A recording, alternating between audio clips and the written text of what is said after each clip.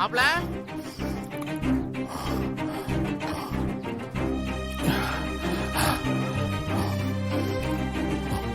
என்னடா பண்ணிட்டு இருக்க?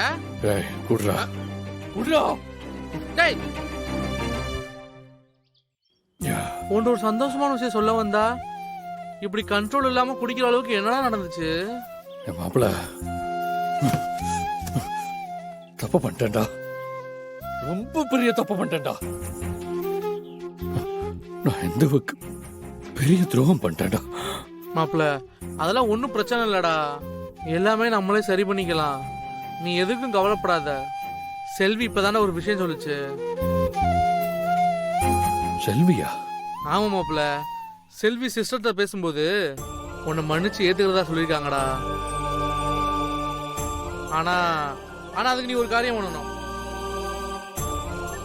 நீ உங்க அண்ணனுங்களை மட்டும் விட்டு வந்துட்டேனா உன்னை வேற ஊருக்கு கூட்டு போய் உன் கூட சந்தோஷமா வாழ ஆசைப்படுறாங்கடா.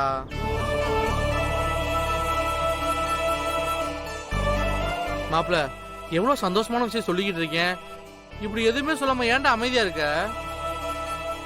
உன் வாழ்க்கையில இன்னொரு வாய்ப்பு கிடைச்சிருக்குடா, திரும்பி இதெல்லாம் கிடைக்கவே கிடைக்காது.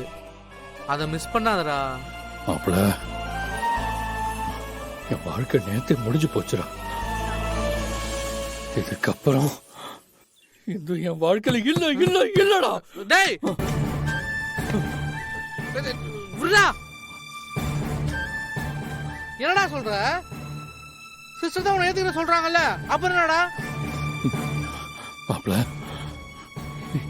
எந்த வேணும் ஏத்துக்கிறேன்னு சொன்னாலும்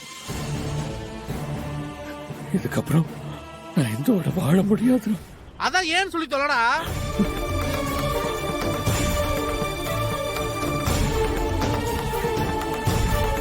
கிருபான என்கிட்ட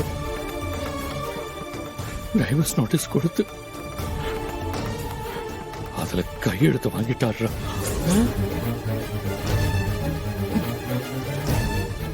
எனக்கு என்ன பண்றது தெரியலடா. அதனால என்ன உங்க அண்ணன் சொன்னதெல்லாம் பேச்ச மீறி முடியல அதான சொல்ல வர? ஆனா போடா நீயும் விசுவாசமும். ஆனா ஒண்ணுடா, நீ தலையில தூக்கி வச்சார உங்க அண்ணனாலதான் உன் வாழ்க்கையில எந்த நல்லதுமே நடக்க மாட்டுது. கடைசி வரைக்கும் இந்த மாதிரி நீ அவங்களுக்கு அடிமையா தான் இருந்தாகணும். அது புரியாம அவங்க என்ன சொன்னாலும் செஞ்சுக்கிட்டு இருக்கேடா.